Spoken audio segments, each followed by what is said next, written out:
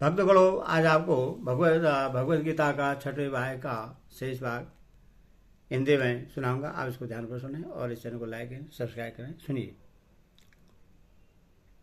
जिसका अंतकरण ज्ञान विज्ञान से त्रिवृत है, जिसकी स्थिति विकार रहित है, जिसकी इंद्रियां भली भांति जीती हुई है और जिसके लिए मिट्टी पत्थर और सुवर्ण समान है, वह योगी युक्त अर्थात भगवत प्राप्त है, ऐसा कहा जाता है।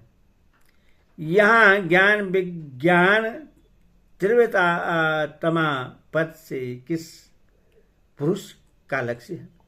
परमात्मा के निर्गुण निराकार तत्व के प्रभाव एवं महात्म्य आदि के रहस्य से यथार्थ ज्ञान को ज्ञान और सगुण निराकार एवं साकार तत्व के लीला रहस्य महत्व गुण और प्रभाव आदि के यथार्थ ज्ञान को विज्ञान कहते हैं।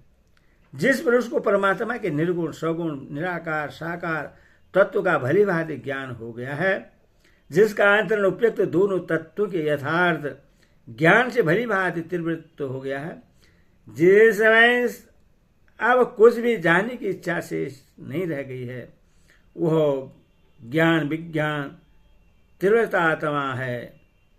यहाँ कुटस्थ पद का क्या अभिप्राय है?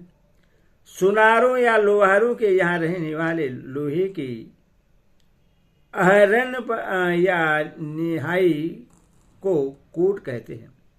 उस पर सोना चांदी लोहा आदि रखकर हथौड़े से कूटा जाता है। कूटते समय उस पर बार बार गहरी चोट पड़ती है, फिर भी वह हिलता डुलता नहीं, बराबर अचल रहता है। इसी प्रकार जो पुरुष तरह तरह की बड़ी से बड़ी दुखों के आ जाने पर भी अपनी स्थिति से तनिक भी विचलित नहीं होता, जिसके अंतःकरण में जरा भी विकार उत्पन्न नहीं होता और जो सदा सर्वदा अचल भाव से परमात्मा की स्वरूप में स्थित रहता है, उससे कुटस्थ कहते हैं।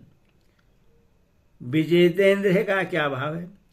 संसार के संपूर्ण विषयों को मायामय और क्षणिक समझ लेने के कारण जिसकी किसी भी विषय में जरा भी आसक्ति नहीं रह गई है और इसीलिए जिसकी इंद्रियां विषयों में कोई रस न पाकर उनसे निवृत्त हो गई है, तथा लोक संग्रह के लिए वह अपनी इच्छानुसार उन्हें यथा योग्य जहां लगाता है वहीं लगती है, न तो स्वच्छंदता से कही जाती है और न उसके मन में किसी प्रकार का शोभ भी उत्पन्न करती है। इस प्रकार जिसकी इंद्रियां अपने अधीन है, वह पुरुष विचेंद्रीय है। समलोष्टा सम का जल का क्या भाव है? मिट्टी पत्थर सुवर्ण आदि समस्त पदार्थों में परमात्मा बुद्धि हो जाने के कारण जिसके लिए तीनों ही सम हो गए हैं, जो अज्ञानियों की भांति सुवर्ण में आसक्त नहीं होता और मिट्टी पत्थर आदि से द्वेष नहीं करता, सबको एक ही समान समझता है, वह समलोष्टा समकांचन है।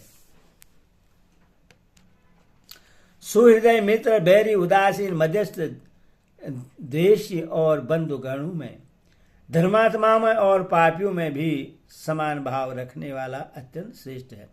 सुहृदय मित्र में क्या भेद है? संबंध और उपकार आदि की अपेक्षा न करके बिना ही कारण स्वभावत प्रेम और हित करने वाले सुहृदय कहलाते हैं, तथा परस्पर प्रेम और एक दूसरे का हित करने वाले मित्र कहलाते हैं। अरे बैरी और देश मात्र में क्या अंतर है? किसी निमित्त से बुरा करने की इच्छा या चेष्टा करने वाला बैरी है और स्वभाव से ही प्रतिकूल आचरण करने के कारण जो देश का पात्र है वह देश कहलाता है। मध्यस्थ और उदासीन में क्या भेद है?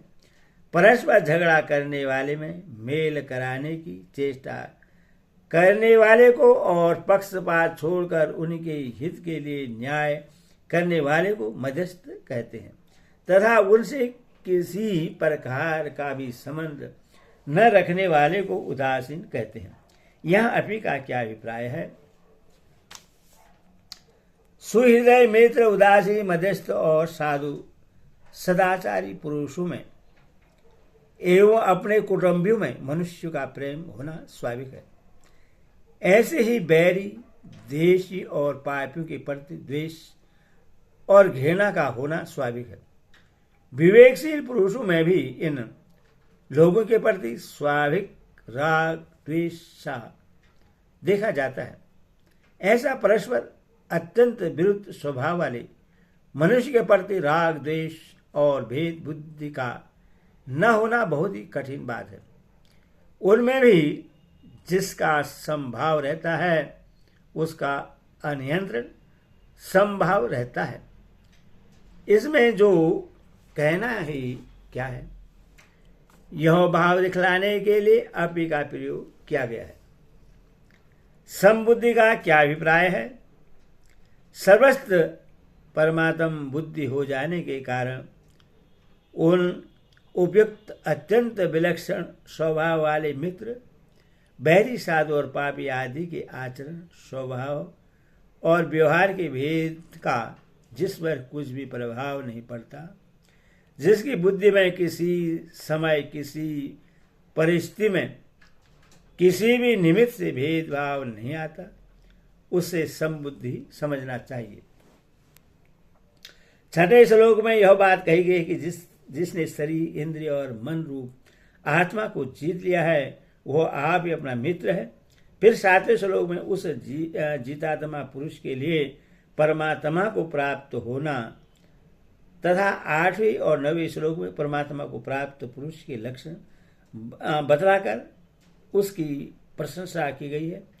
इस पर यह जिज्ञासा होती है कि जीतात्मा पुरुष को परमात्मा की प्राप्ति के लिए क्या करना चाहिए, वह किस साधन से परमात्मा को शीघ्र प्राप्त कर सकता है। इसीलिए ध्यान योग का प्रकरण आरंभ करते हैं। मन और इंद्रियों से इस शरीर को वश में रखने वाला आशा रहित और संग्रह रहित योगी अकेला ही एकांत स्थान में स्थित होकर आत्मा को निरंतर परमात्मा में लगावे। निराश्य क्या भाव है?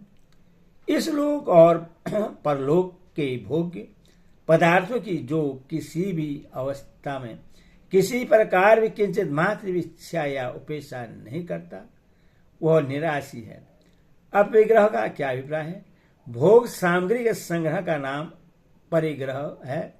जो उससे रहित हो उससे अपरिग्रह कहते हैं। वह यदि गृहस्थ हो तो किसी भी वस्तु का ममता पूर्वक संग्रह न रखे, और यदि ब्रह्मचारी, वानप्रस्थ या सन्यासी हो तो स्वरूप से भी किसी प्रकार का शास्त्र प्रतिकूल संग्रह न करे। ऐसे पुरुष किसी भी आश्रम वाले हों अपरिग्रह ही है। यहाँ योगी पद किसका वाचक है? यहाँ भगवान ध्यान योग में लगने के लिए कह रहे हैं, अतः योगी ध्यान योग के अधिकारी का वाचक है, न कि सिद्धि योगी का। यहाँ एकाकी विशेषण किस लिए दिया गया है? बहुत से मनुष्य के समूह में तो ध्यान का अभ्यास अत्यंत कठिन है ही। एक भी दूसरे पुरुष का रहना, बातचीत आदि के निमित्त से ध्यान में बाधा हो जाता है। अतः अकेले रहकर ध्यान का अभ्यास करना चाहिए। इसीलिए एकाकी विशेषण दिया गया है। एकांत स्थान में स्थित होने के लिए कहने का क्या अभिप्राय है? वन, पर्वत, गुफा आदि एकांत देश ही ध्यान के लिए उपयुक्त है। जहाँ बहुत लोगों का आना जाना हो वैसे स्थान में ध्यान योग का साधन नहीं बन सकता, इसीलिए ऐसा कहा गया है। प्रश्न, यहाँ आत्मा शब्द किसका वाचक है और उसको परमात्मा में लगाना क्या है? यहाँ आत्मा शब्द मन बुद्धि रूप अंतकरण का वाचक है, और मन बुद्धि को परमात्मा में तन्मय कर देना ही उसको परमात्मा में लगाना है। सत्तम का क्या अभिप्राय है? सत्तम पद युजित क्रिया का विशेषण है और निरंतरता का वाचक है। इसका अभिप्राय यह है कि ध्यान करते समय जरा भी अंतराय न आने देना चाहिए। इस प्रकार निरंतर परमात्मा का ध्यान करते रहना चाहिए, जिसमें ध्यान का तार टूटने ही न पावे। जीवात्मा पुरुष को ध्यान योग का साधन करने के लिए कहा गया है। अब उस ध्यान योग का विस्तार व वर्णन करते हुए पहले स्थान और आसन का वर्णन करते हैं। शुद्ध भूमि में जिसके ऊपर कर्मशः कुशा, मृगशाला और वस्त्र बिछे हैं, जो न बहुत ऊंचा है और न बहुत नीचा, ऐसे अपने आसन को स्थिर स्थापन करके